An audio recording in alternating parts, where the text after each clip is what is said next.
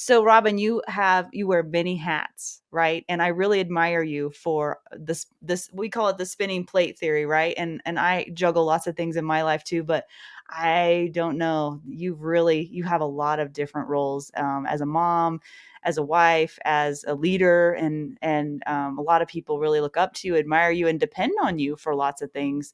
So I'd like to talk a little bit more about that. And one of the comments you made when we were on the phone the other day was that you were living your dream. You said those words, you were living your dream.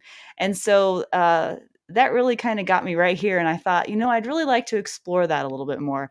I'd like to explore, when you said that, when did you realize you were living your dream? And how did you go about pursuing that? And how can you encourage others to do the same?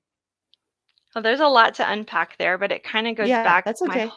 My whole life goes back to 2015. It was April 9th, 2015, and my 5-year-old wasn't feeling well, and I knew something was wrong. She had just turned 5. So we went and got an MRI, and we thought, okay, we'll get some answers. We'll make some decisions. Conference was a week away, so you know, we'll go through conference and then we'll come back and deal with what we have to do.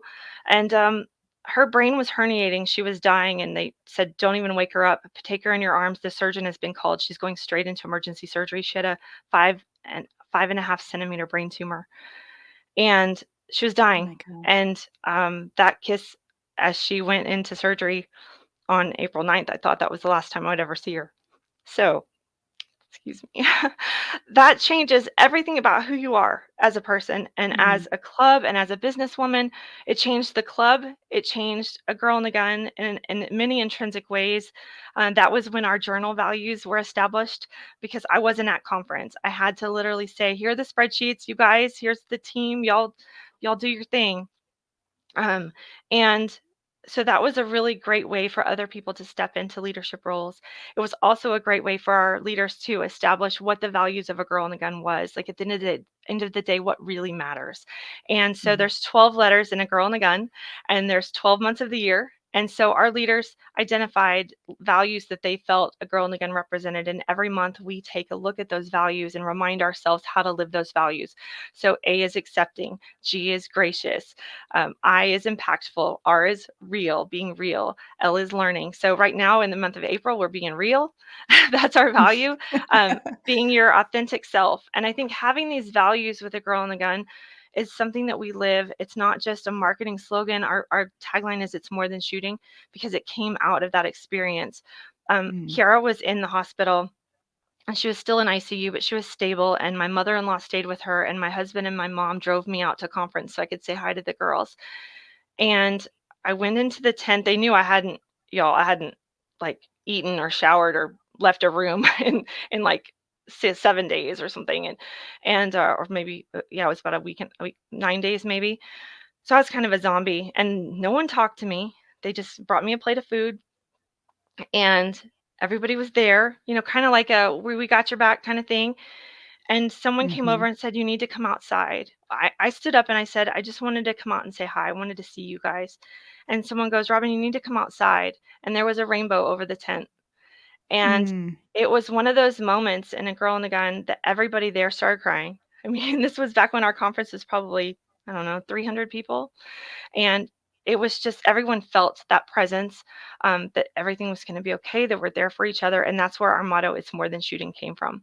So being real this month, in the month of April, it's about being authentic, being your authentic self. I'm a my kids are kind of feral because I travel a lot. I travel a lot, and it takes the whole family to make this happen. And I thank my Yeah. kids all the time for giving me the chance to go and live my dream and to train women and to go get training for myself and to go do the things I do. Tomorrow I'm leaving town for 3 weeks, which is the longest I've been away.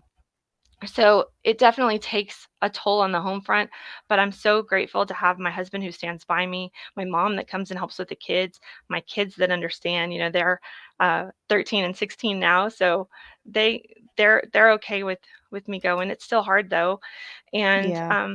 but it just you can't do it on your own, and living those values and allowing other people. I always say to our girls, if I can be authentically me and you can be authentically you, then we can connect on a real level and we can Mhm. both live our best life together. Nobody's Yeah. pretending to be anything. They're not. I mean, Adam was like, "Yeah, but under the facade, you're all tough." I'm really just a regular mom, and I have this passion for training, and it's the same that you have, and it's the same that everyone else has. And the great thing about A Girl and a Gun is it's just other women like me that want to work with us together, Mhm. and we're all in this together. It's pretty incredible. So, and I'm just at the foot of the mountain. I have so many dreams, so many hopes and dreams for A Girl and a Gun. I have plans for the future. We have a 5-year, 10-year business plan. Like there's so many things I want to do and things I want to ways I want to grow. But when your daughter is going through chemo, when your little 6-year-old is taking weekly infusions, and you realize if I hadn't left that day job, I would be sitting in a cube and I wouldn't be with her right now. And Mhm. so the gun industry has given me this. A Girl in the Gun has given me the ability to be there for my kids when they need me, to make an impact in other women's lives, for them to impact mine. It's just, it's Mhm. so much more than shooting.